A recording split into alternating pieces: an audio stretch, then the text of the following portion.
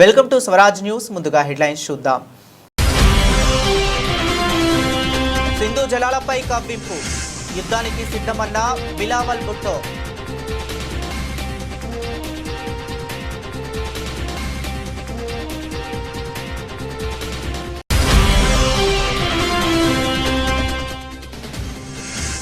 బంగారంపై సుంకాలు ఉండవు, ట్రంప్ కీలక ప్రకటన.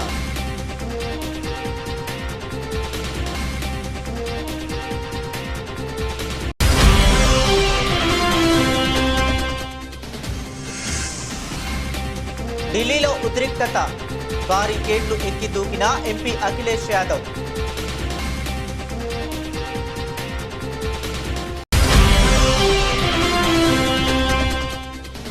మంత్రి పదవి రాకపోవడంపై రాజగోపాల్ రెడ్డి తీవ్ర అసహనం. తనకు పదవి రాకుండా అడ్డుకుంటున్నది ఎవరని మండిపాటు.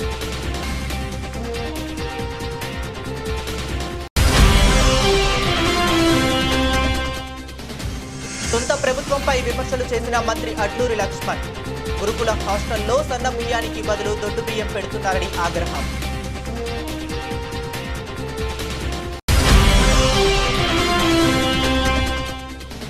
ఓటు వేయకుండా టీడీపీ నేతలు అడ్డుకుంటున్నారు ఆరోపిస్తున్న పులివెందుల జెడ్పీటీసీ ఉప ఎన్నికల వైసీపీ అభ్యర్థి హేమంత్ రెడ్డి.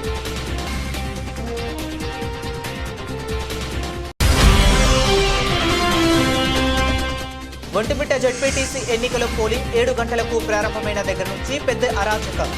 మండిపడ్డ వైఎస్ఆర్సీపీ అధ్యక్షులు అమ్మటి రాంబాబు.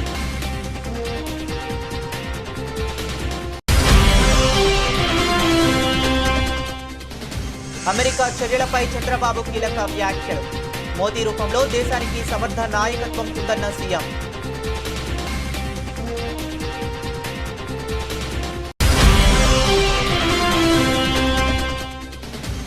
కాంగ్రెస్ పార్టీ అంటేనే కుంభకోణాల పార్టీ. తీవ్ర స్థాయిలో ధ్వజమెత్తిన బీఆర్ఎస్ సీనియర్ నేత ఆర్ఎస్ ప్రవీణ్ కుమార్.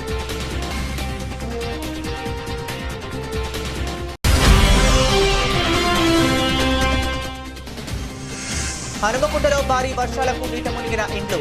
ప్రజా ప్రతినిధులు పట్టించుకోవటం లేదని ప్రజలు ఆగ్రహం. ఇక డీటెయిల్స్ చూస్తే భారత్పై పాకిస్తాన్ మరోసారి కయ్యానికి కాలు దువ్వింది. ఆ దేశ రాజకీయ నాయకుడు, ఆర్మీ చీఫ్ వేరువేరుగా తీవ్ర స్థాయిలో యుద్ధ హెచ్చరికలు జారీ చేశారు. సింధు నదీ జలాల ఒప్పందాన్ని భారత్ నిలిపివేయడంపై ఆగ్రహం వ్యక్తం చేస్తూ అవసరమైతే యుద్ధానికి కూడా సిద్ధమని హెచ్చరించారు. పాక్ ఆర్మీ చీఫ్ ఒక అడుగు ముందుకేసి అణుయుద్ధ ప్రస్తావన తీసుకురావటం అంతర్జాతీయంగా కలకలం రేపుతుంది. సోమవారం సింధ్ ప్రావిన్స్ ప్రభుత్వ సాంస్కృతిక శాఖ నిర్వహించిన ఒక కార్యక్రమంలో పాకిస్తాన్ మాజీ విదేశాంగ శాఖ మంత్రి బిలావల్ భుట్టో మాట్లాడారు. ప్రధాని నరేంద్ర మోదీ నాయకత్వంలో భారత ప్రభుత్వం పాకిస్తాన్ కు తీవ్ర నష్టం కలిగిస్తుందని ఆరోపించారు. ఆపరేషన్ సింధూర్, సింధు జలాల ఒప్పందం నిలిపివేత వంటి చర్యలను తీవ్రంగా వ్యతిరేకించారు. మోదీకి, ఆయన దుందుడుకు చర్యలకు వ్యతిరేకంగా పాకిస్తానీయులంతా ఏకం కావాలి. సింధు జలాల ఒప్పందం విషయంలో భారత్ ఇదే వైఖరిని కొనసాగిస్తే మా జాతీయ ప్రయోజనాల పరిరక్షణ కోసం యుద్ధంతో పాటు అన్ని మార్గాలను పరిశీలించాల్సి ఉంటుంది. మేం తల వంచేది లేదు అని బిలావల్ భుట్టో హెచ్చరించారు. మరోవైపు Pakistan army chief general Asim Munir మరింత తీవ్రంగా స్పందించారు. తమది అణ్వస్త్ర దేశమని, తమ ఉనికినే ప్రమాదంలో వస్తే ప్రపంచంలో సగాన్ని నాశనం చేస్తామని బెదిరించారు. సింధు నదిపై భారత్ నిర్మించే ఏ డ్యాంనైనా 10 క్షిపణులతో కూల్చివేస్తాం. సింధు నది భారతీయుల జాగీరు కాదు. ఈ ఒప్పందాన్ని రద్దు చేస్తే 25 కోట్ల మంది ఆకలితో చనిపోయే ప్రమాదం ఉంది అని ఆయన వ్యాఖ్యానించారు. हमने सब एक होके मोदी की बर्बारियत पे, मोदी के इस हमले के बारे में, मोदी के इस इरादे के बारे में आवाज उठाना है और जिदोजहद करना है ताकि इस जुल्म को भी हम रोक सकें। मैं जानता हूं कि आप में इतना ताकत है, इस मुल्क के अवाम में इतना ताकत है कि जंग की सूरत हो तो जंग में भी हम इनका मुकाबला कर सकते हैं और जो आपके 6 के 6 दरिया है वो वापस हासिल भी कर सकते हैं। और अगर ये हमें मजबूर करते हैं, पाकिस्तान ने ये जंग नहीं छेड़ा था।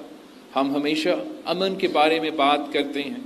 जहां दुनिया भर में पाकिस्तान के सफ़ीर पहुंचे, नुमाइंदे पहुंचे, हमने अमन की बात की, भारत ने जंग की बात की।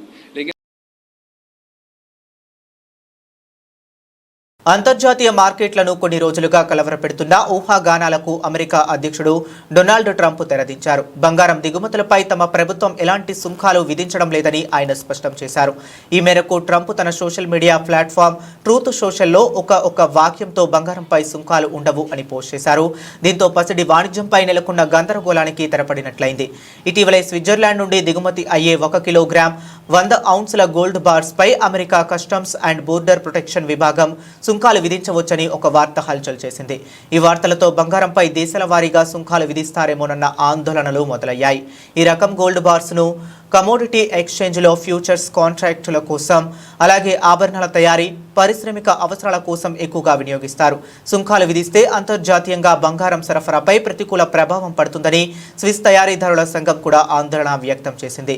ఈ నేపథ్యంలో ట్రంప్ తాజా ప్రకటనతో మార్కెట్ వర్గాలు ఊపిరి పీల్చుకుంటున్నాయి. బంగారంపై స్పష్టత వచ్చిన సమయంలోనే చైనాతో వాణిజ్య వివాదం విషయంలో ట్రంప్ మరో కీలక నిర్ణయం తీసుకున్నారు. చైనా ఉత్పత్తులపై టారిఫ్ల గడువును మరో 90 రోజులు పొడిగిస్తూ కార్యనిర్వాహక ఉత్తర్వుపై సంతకం చేశారు. వాస్తవానికి ఈ గడువు ఆగస్టు 12వ తేదీ అర్ధరాత్రితో ముగియాల్సి ఉంది. అమెరికా సోయాబీన్స్ కొనుగోళ్లు 4 రెట్లు పెంచాలని చైనాను కోరిన మరుసటి రోజే ట్రంప్ ఈ నిర్ణయం తీసుకోవటం గమనార్హం. బీహార్లో ఓటర్ల ప్రత్యేక సమగ్ర సవరణను వ్యతిరేకిస్తూ దేశ రాజధాని ఢిల్లీలో విపక్ష ఎంపీలు ఆందోళనకు దిగారు. పార్లమెంట్ నుంచి ఈసీ కార్యాలయం వరకు ర్యాలీ చేపట్టారు. కాంగ్రెస్ అగ్రనేత, లోక్సభలో ప్రధాన ప్రతిపక్ష నేత రాహుల్ గాంధీ నేతృత్వంలో ఎంపీలు మార్చ్ చేపట్టారు. ఎంపీలు చేపట్టిన ఈ ర్యాలీ ఉద్రిక్తంగా మారింది. ఇండియా కూటమి ఎంపీల ర్యాలీతో అప్రమత్తమైన పోలీసులు సంసద్ మార్గులో భారీగా మోహరించారు. ఈసీ ఆఫీస్కు ర్యాలీగా వెళుతున్న ఎంపీలను బారికేడ్లు పెట్టి అడ్డుకున్నారు. ర్యాలీకి అనుమతి లేదని చెప్పారు. అయితే ప్రతిపక్ష ఎంపీలు బారికేడ్లు ఎక్కి నిరసన వ్యక్తం చేశారు. దీంతో అక్కడ ఉద్రిక్త వాతావరణం నెలకొంది. Samajwadi party chief MP Akhilesh Yadav బారికేడ్లు ఎక్కి దూకారు. ఇందుకు సంబంధించిన వీడియో వైరల్ అవుతుంది. మరోవైపు ఈ ర్యాలీలో రాహుల్ గాంధీ, ప్రియాంక గాంధీ సహా పలువురు పాల్గొన్నారు. వారందరినీ పోలీసులు అదుపులోనికి తీసుకుని అక్కడి నుంచి తరలించారు. ఎంపీల నిరసనతో రాజధాని ఢిల్లీలో ఉద్రిక్త పరిస్థితులు నెలకొన్నాయి. कर्नाटका में कम से कम सरकार कांग्रेस की है. ऐसे अधिकारी जिन्होंने वोट चोरी कराई है, वो बीएलओ हों, एसडीएम स्तर के हों, जिलाधिकारी के स्तर के हों, उत्तर प्रदेश में सरकार होती तो हम लोग कार्रवाई करते उन अधिकारियों पे. हमें उम्मीद है कि कांग्रेस पार्टी उन तमाम अधिकारियों के खिलाफ जिन्होंने वोट चोरी करके वोट चोरी में साथ दिया है. తనకు మంత్రి పదవి రాకపోవడంపై కోమటిరెడ్డి రాజగోపాల్ రెడ్డి మరోసారి తీవ్ర అసంతృప్తి వ్యక్తం చేశారు. తనకు మంత్రి పదవి దక్కకుండా అడ్డుకుంటున్నది ఎవరని ఆయన ప్రశ్నించారు. తనను పార్టీలోకి తీసుకున్నప్పుడు తాను కోమటిరెడ్డి వెంకటరెడ్డి అన్నదమ్ములం అనే విషయం పార్టీ హైకమాండ్కు తెలియదా అని అసహనం వ్యక్తం చేశారు. అన్నదమ్ములం ఇద్దరం సమర్థులం అయినప్పుడు ఇద్దరికీ మంత్రి పదవులు ఇస్తే తప్పేముందని ప్రశ్నించారు. కొంత ఆలస్యమైనా ఓపిక పడతానని, కానీ తనకు మంత్రి పదవి ఇవ్వాల్సిందేనని ఆయన డిమాండ్ చేశారు.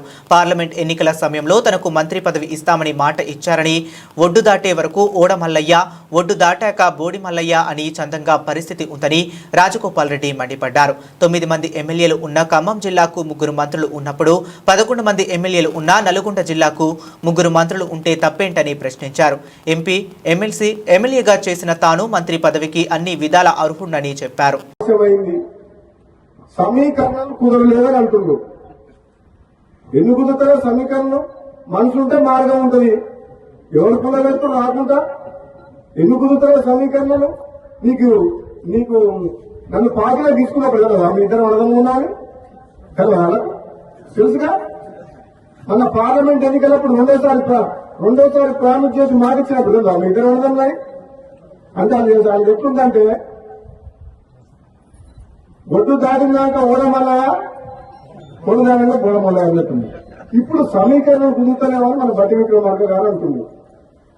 ఏం కుదురుతలేవు? 9 మంది ఎమ్మెల్యేలు ఉన్న ఖమ్మం జిల్లాలో 3 మంత్రులు ఉన్నారు. ఎంతమంది ఉన్నారు? 11 మంది ఎమ్మెల్యేలు ఉన్నా నల్గొండకు 3 ఉన్నారు. తప్ప మహబూబ్నగర్కు ముఖ్యమంత్రి ఇచ్చినాం కదా మనం. రేవంత్ రెడ్డికి ముఖ్యమంత్రి ఇచ్చినప్పుడు ఇద్దరు మీద తప్పేంది? ఇదే నమ్మడం లేవాలని తక్కువ ఇద్దరికిద్దరే గతంలోనే ఇద్దరం. నేనేమంటున్నా, పదవి ఎవరికి ఎప్పుడు ఇవ్వాలని కాంగ్రెస్ పార్టీ అధిష్టానం నిర్ణయం తీసుకుంటది.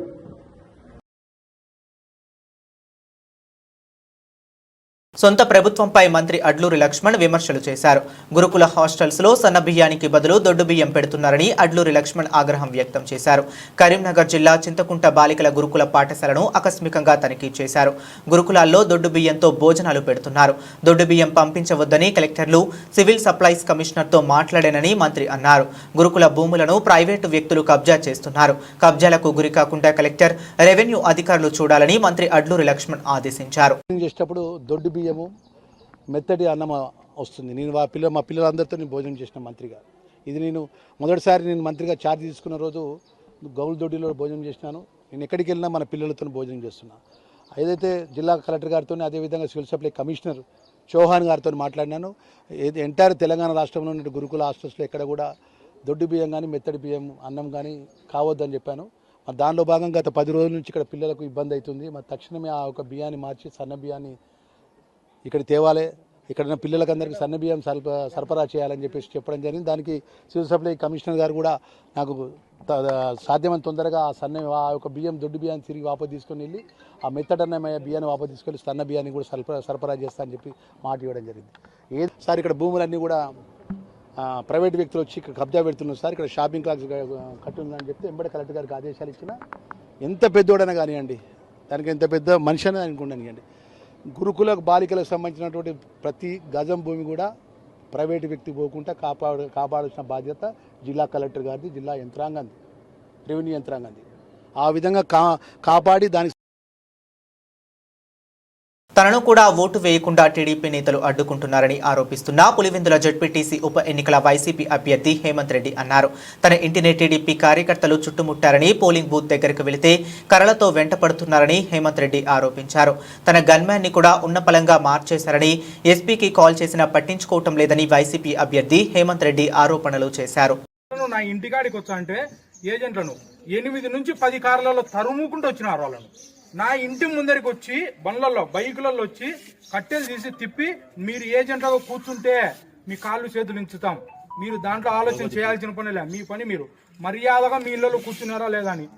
ఎవడున్నా నాకు అర్థం కావడంలే. ఊరు లోపల మా ఉండేది 1200 ఓట్లు, మా పంచాయతీ మొత్తం 3 ఊర్లు కలిపి 1200 ఓట్లు. 1200 ఓట్లకు గాను 900 మంది మనుషులను దించుకున్నారు. ఇది ఏమన్నా ప్రజాస్వామ్యమా? పోలీస్ వ్యవస్థ ఏం చేస్తుంది నాకు అర్థం కావడంలే. ఎలక్షన్ కమిషన్ ఏం చేస్తుంది? మా ఊరి పరిస్థితి తెలుదా? ఎస్పీ గారికి నేను ఇప్పటికి 3 సార్లు ఫోన్ చేశాను. నా పరిస్థితి ఇది సార్ ఓటు పోయినకి కూడా పోనీకి లేకున్నాము, నాకు సెక్యూరిటీ కల్పించండి అని నేను అడిగితే ఇంతవరకు అసలు రెస్పాన్స్ లేదు. 2 గన్మెన్లు, ఒక గన్మెన్ పొద్దున వరకు ఉన్నాడు, ఆ గన్మెన్ ఇంకొకరిని గన్మెన్ వచ్చినాడు, అంతే. ఇంతవరకు ఏజెంట్లను కూర్చొని కూడా పోనీలే.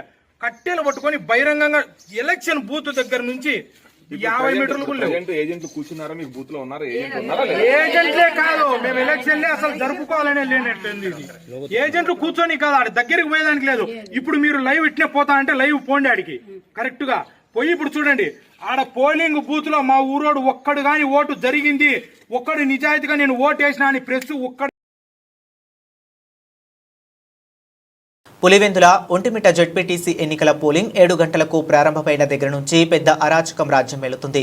వైఎస్ఆర్ కాంగ్రెస్ పార్టీ ఏజెంట్లు, ఓటర్లు బూతులలోకి వెళ్లకుండా తెలుగుదేశం పార్టీ, పోలీసులు కలిసికట్టుగా కుట్రను అమలు చేస్తున్నారు. వెళ్లిన మా ఏజెంట్లను తెలుగుదేశం గూంటాలు, పోలీసులు కలిసి బయటకు లాగేశారు. వైఎస్ఆర్సీపీకి చెందిన వారు అని తెలిస్తే వాళ్ళ స్లిప్పులు లాగేసుకుంటున్నారు అని ఎంపీ అవినాష్ రెడ్డి గారిని అరెస్టు చేసి ప్రజలు తిరగబట్టంలో వదిలిపెట్టారు. మా నాయకులను హౌస్ అరెస్ట్ చేస్తున్నారు.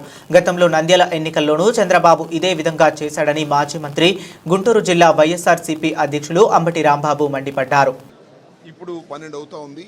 పోలింగు ప్రారంభం దగ్గర నుంచి ఒక పెద్ద అరాచకం రాజ్యమేలేటటువంటి పరిస్థితిలో ఇవాళ కనిపిస్తూ ఉంది.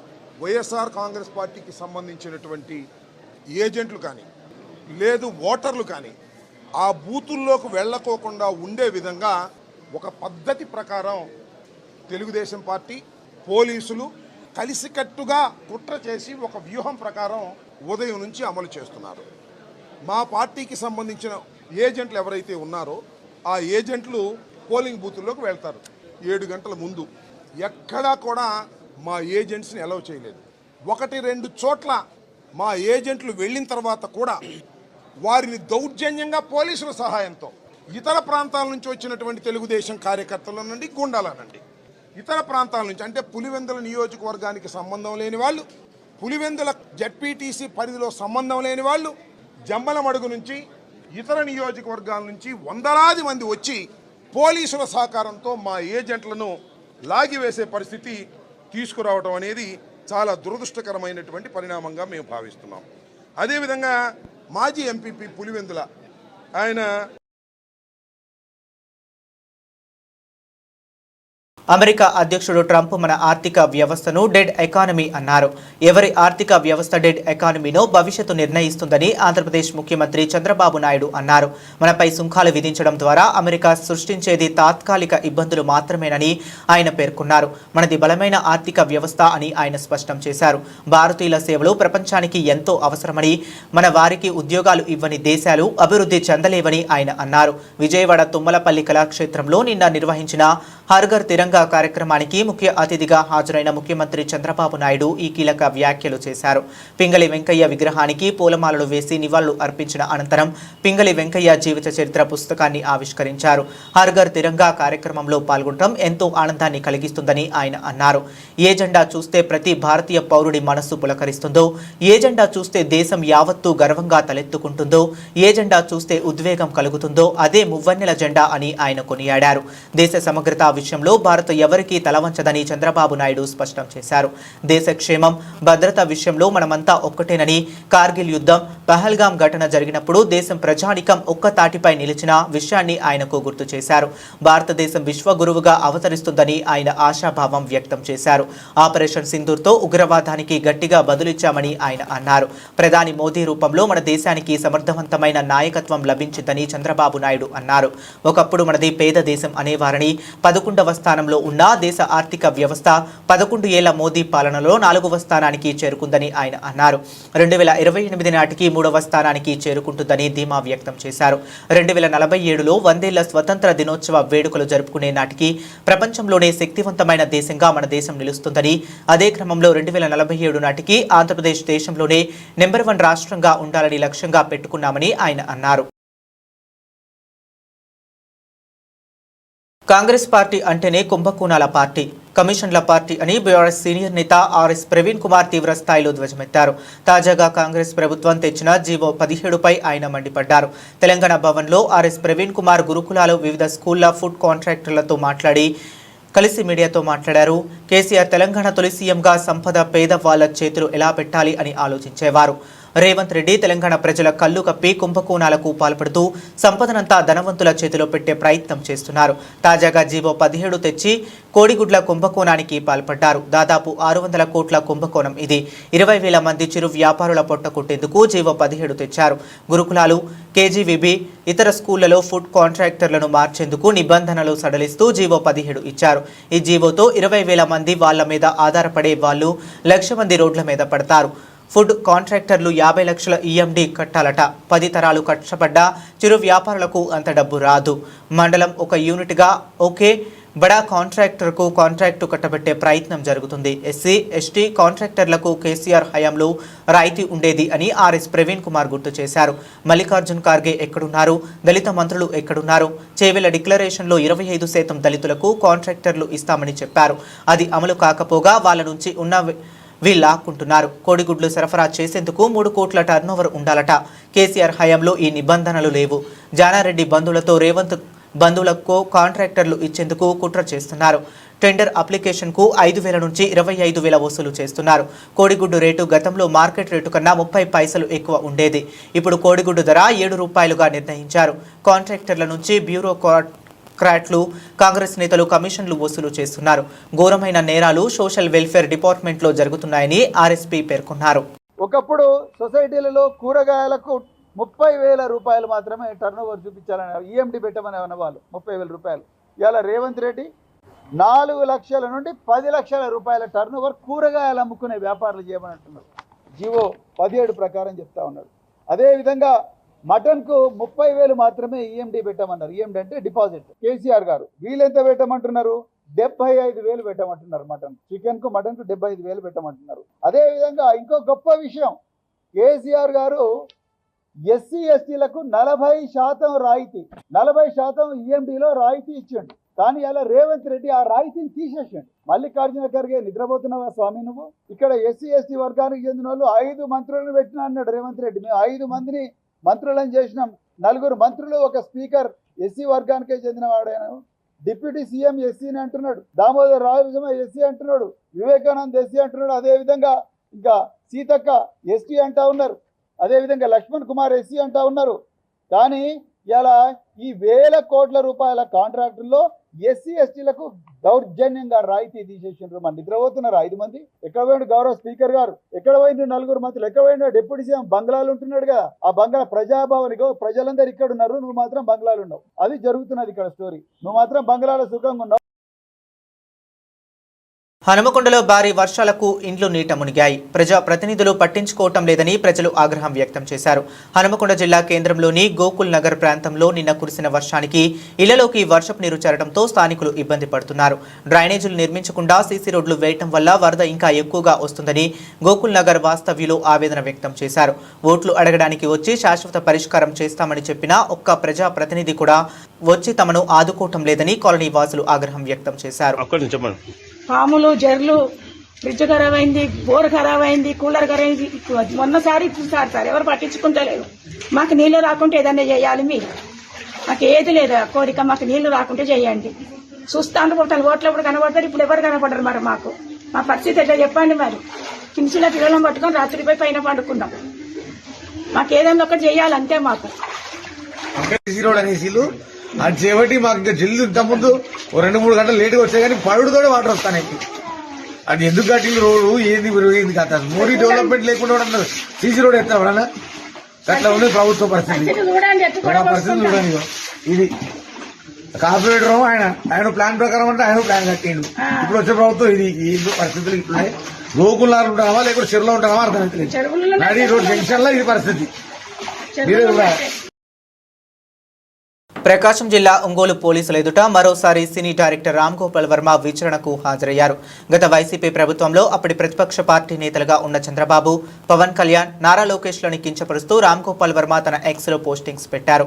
వ్యూహం సినిమా ప్రమోషన్స్ లో భాగంగా రామ్ గోపాల్ వర్మ అనుచిత పోస్టింగ్స్ పెట్టారు. రామ్ గోపాల్ వర్మ అనుచిత పోస్టింగ్స్ పై ప్రకాశం జిల్లా మద్దిపాడుకు చెందిన టీడీపీ కార్యకర్త రామలింగం పోలీసులకు ఫిర్యాదు చేశారు. రామలింగం ఫిర్యాదులపై గతేడాది నవంబర్ 10న మద్దిపాడు పోలీస్ స్టేషన్లో రామ్ గోపాల్ వర్మపై కేసు నమోదు. అప్పట్లో విచారణకు రావాలని రామ్ గోపాల్ వర్మకి పోలీసులు నోటీసులు జారీ చేశారు అని ఆయన ముఖం చాటేశారు. తనపై నమోదైన కేసులు కొట్టివేయాలంటూ హైకోర్టును ఆశ్రయించారు. కానీ రామ్ గోపాల్ వర్మకి హైకోర్టులో ఊరట లభించలేదు. పోలీసుల విచారణకు హాజరు కావాలని హైకోర్టు ఆదేశాలు జారీ చేయడంతో ఈ ఏడాది ఫిబ్రవరి 7న ఒంగోలు రూరల్ పోలీస్ స్టేషన్లో రామ్ గోపాల్ వర్మ విచారణకి హాజరయ్యారు. రామ్ గోపాల్ వర్మ అనుచిత పోస్టింగ్స్ పై రూరల్ సిఐ శ్రీకాంత్ 8 గంటల పాటు విచారించి పంపారు. ఈ రోజు మరోసారి విచారణకు హాజరు కావాలని వర్మకి పోలీసులు నోటీసులు జారీ చేశారు. దీంతో ఒంగోలు తాలూకా పోలీస్ స్టేషన్లో విచారణకు రామ్ గోపాల్ వర్మ హాజరయ్యారు. రామ్ గోపాల్ వర్మతో పాటు ఆయన లాయర్లను విచారణకి పోలీసులు అనుమతించారు. చంద్రబాబు, పవన్ కళ్యాణ్, నారా లోకేష్ పై అనుచిత పోస్టింగ్స్ వెనుక ఎవరు ఉన్నారు, ఫైబర్ నెట్ నుండి రామ్ గోపాల్ వర్మకి 2 కోట్లు ఎలా ఇచ్చారు అన్న కోణంలో విచారణ జరుగుతుంది. దేశంలో పసిడి ప్రియులకు మళ్లీ గుడ్ న్యూస్ వచ్చేసింది. ఎందుకంటే ఈరోజు ఉదయం నాటికి పసిడి ధరలు భారీగా పడిపోయాయి. ఈ క్రమంలో బంగారం ధరలు ఆగస్టు 12, 2025న గణనీయమైన తగ్గుదలను నమోదు చేశాయి. గుడ్ రిటర్న్స్ వెబ్సైట్ ప్రకారం ఢిల్లీలో 24 క్యారెట్ల బంగారం ధర 10 గ్రాములు ధర 760 తగ్గి 1,02,420కి చేరుకుంది. అదే సమయంలో 22 క్యారెట్ల బంగారం ధర 93,890 వద్ద నిలిచింది. ఈ ధరలు నిన్నటితో పోలిస్తే భారీగా తగ్గాయి. వెండి ధరలు మాత్రం స్థిరంగా ఉండి ఢిల్లీలో కిలోగ్రామ్ వెండి ధర 1,16,900 స్థాయిలో ఉంది. దేశంలోని ప్రధాన నగరాల్లో బంగారం, వెండి ధరల్లో మార్పులు ఉన్నాయి. హైదరాబాద్లో 24 క్యారెట్ల బంగారం ధర 10 గ్రాముల ధర 1,02,270 రూపాయలు కాగా 22 క్యారెట్ల బంగారం ధర 93,740, వెండి 1 కిలో 1,26,900గా నమోదైంది. విజయవాడలో 24 క్యారెట్ల బంగారం ధర 1,02,270 కాగా 22 క్యారెట్ల బంగారం ధర 93,740 కాగా వెండి ధర 1,26,900గా ఉంది. చెన్నైలో 24 క్యారెట్ల బంగారం ధర 1,02,270 కాగా 22 క్యారెట్ల బంగారం ధర 93,740. వెండి ధర 1,26,900గా ఉంది. ముంబైలో 24 క్యారెట్ల బంగారం ధర 1,02,270 కాగా 22 క్యారెట్ల బంగారం ధర 93,740, వెండి ధర 1,16,900గా నమోదైంది. ఈ ధరలు ఢిల్లీతో పోలిస్తే కొన్ని నగరాల్లో స్వల్ప వ్యత్యాసాలను చూపిస్తున్నాయి. వెండి ధరలు హైదరాబాద్, విజయవాడ, చెన్నైలలో ఢిల్లీ కంటే ఎక్కువగా ఉన్నాయి. బంగారం ధరలు ఇటీవలే ఆల్ టైమ్ గరిష్ట స్థాయిలకు చేరినప్పటికీ ఆగస్టు 12న గణనీయమైన తగ్గుదల నమోదైంది. దీనికి ప్రధాన కారణాలు అంతర్జాతీయ మార్కెట్తో అమెరికా డాలర్ బలపడటం, పెట్టుబడి ధరలతో కొంతమంది లాభాలను బుక్ చేసుకోవటం. అంతర్జాతీయ మార్కెట్లో బంగారం ధరలు స్పాట్ గోల్డ్ రేట్లపై ఆధారపడి ఉంటాయి. డాలర్ బలపడటం వల్ల బంగారం ధరలు స్వల్పంగా తగ్గాయి. అమెరికా ఫెడరల్ రిజర్వ్ వడ్డీ రేట్లపై అంచనాలు కూడా ఈ తగ్గుదలకు దోహదపడ్డాయి. భారతదేశంలో శ్రావణ మాసం పండుగ సీజన్ సమీపిస్తున్నప్పటికీ కొంతమంది కొనుగోలుదారుల ధరలు మరింత తగ్గే అవకాశం కోసం ఎదురు చూస్తున్నారు. దీనివల్ల డిమాండ్ తాత్కాలికంగా తగ్గింది. వెండి ధరలు స్థిరంగా ఉండటం దీన్ని పారిశ్రామిక వినియోగం, స్థిరమైన డిమాండ్ను సూచిస్తుంది. ఈ ఏడాది భారత్, శ్రీలంకల్లో ప్రతిష్టాత్మక మహిళల వన్డే వరల్డ్ కప్ జరగబోతుంది. సెప్టెంబర్ 30 నుంచి నవంబర్ 2 వరకు జరిగే ఈ టోర్నీ 50 రోజుల కౌంట్ డౌన్తో పాటు ట్రోఫీ ఆవిష్కరణ కార్యక్రమం సోమవారం ఘనంగా జరిగింది. ఇందులో ఐసీసీ అధ్యక్షుడు జైషా, సిఓఓ సంజోష్ గుప్తా, బీసీసీఐ కార్యదర్శి దేవ్జిత్ సైఖియా, మాజీ క్రికెటర్లు యువరాజ్ సింగ్, మిథాలీ రాజ్తో పాటు భారత మహిళల జట్టు కెప్టెన్ హర్మన్ప్రీత్ కౌర్, స్మృతి మంధన, జెమిమా రోడ్రిగ్స్ పాల్గొన్నారు. అయితే 1973 నుంచి జరుగుతున్న ఈ మెగా టోర్నీలో భారత జట్టు విజేతలుగా నిలవలేకపోయింది. 2005, 2017లో మాత్రం రన్నరప్గా నిలిచింది. అందుకే కెప్టెన్ హర్మన్ప్రీత్ కప్పై ధీమాను వ్యక్తపరుస్తుంది. ఈసారి మాత్రం అన్ని అడ్డంకులను అధిగమించి భారత అభిమానులు ఎంతగానో ఎదురు చూస్తున్న కప్ను సాధిస్తాం. దేశం కోసం ఏం చేయడానికైనా సిద్ధంగా ఉంటాం. అలాగే యువరాజ్ను చూసి నేనెంతో ప్రేరణ పొందుతా అని హర్మన్ తెలిపింది. వరల్డ్ కప్లో 5 మ్యాచ్లకు ఆతిథ్యం ఇవ్వాల్సిన బెంగళూరు చిన్నస్వామి స్టేడియంపై ఇంకా ఎలాంటి నిర్ణయమూ తీసుకోలేదు. జూన్ 4న అక్కడ జరిగిన తొక్కిసలాట కారణంగా స్టేడియంలో మ్యాచ్లపై కర్ణాటక ప్రభుత్వం నిషేధం విధించింది.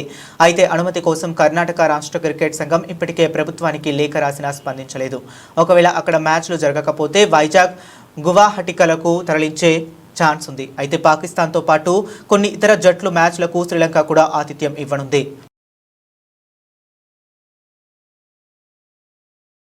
బులెటిన్ ముగించే ముందు మరొకసారి హెడ్లైన్స్ చూద్దాం.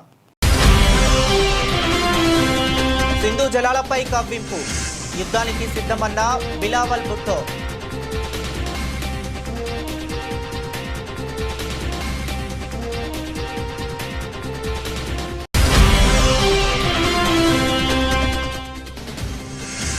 బంగారంపై సుంకాలు ఉండవు, ట్రంప్ కీలక ప్రకటన.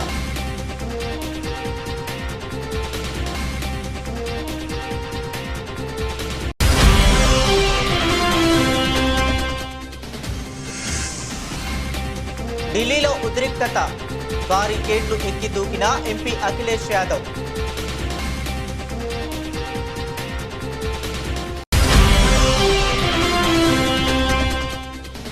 మంత్రి పదవి రాకపోవడంపై రాజగోపాల్ రెడ్డి తీవ్ర అసహనం.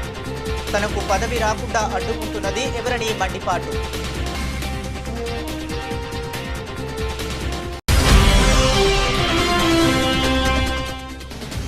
సొంత ప్రభుత్వంపై విమర్శలు చేసిన మంత్రి అడ్లూరి లక్ష్మణ్.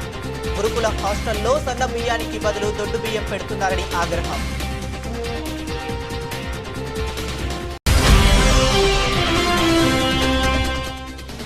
ఓటు వేయకుండా టీడీపీ నేతలు అడ్డుకుంటున్నారు ఆరోపిస్తున్న పులివెందుల జెడ్పీటీసీ ఉప ఎన్నికల వైసీపీ అభ్యర్థి హేమంత్ రెడ్డి.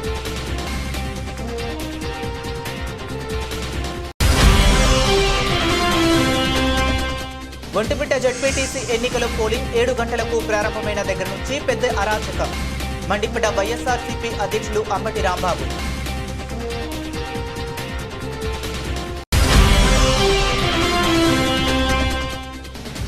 అమెరికా చర్యలపై చంద్రబాబు కీలక వ్యాఖ్యలు. మోదీ రూపంలో దేశానికి సమర్థ నాయకత్వం ఉందన్న సీఎం.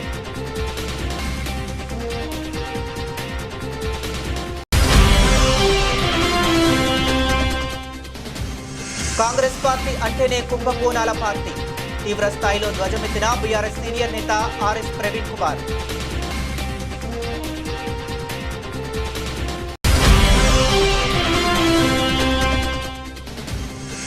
హనుమకొండలో భారీ వర్షాలకు నీట మునిగిన ఇండ్లు.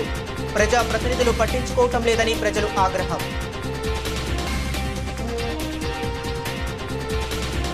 ఇవి ఇప్పటి వరకు ఉన్న అప్డేట్స్. మరిన్ని అప్డేట్స్ కోసం కీప్ వాచింగ్.